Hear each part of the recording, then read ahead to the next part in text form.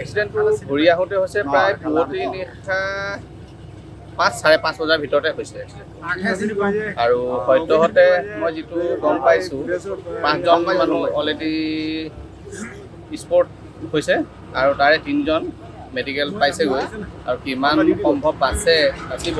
সেইটো এতিয়াও মানে ক'ব পৰা অৱস্থাত নাই। ৰাতিপুৱা ৪:৩০ তাৰ পৰা ওলাইছোঁ। ওলোৱাৰ আহি থাকোঁতে আমাৰ এখন গাড়ীত যিসকল ভকত উঠি গৈছিলে ভকত আমাৰ লৈ গৈছিলে সেই ভকত উঠি অহা গাড়ীখন লেপেটকটা থানাৰ সমীপতে কি বিজুতিত নাজানো এখন গাড়ী JCBত খুন্দা মাৰি আমাৰ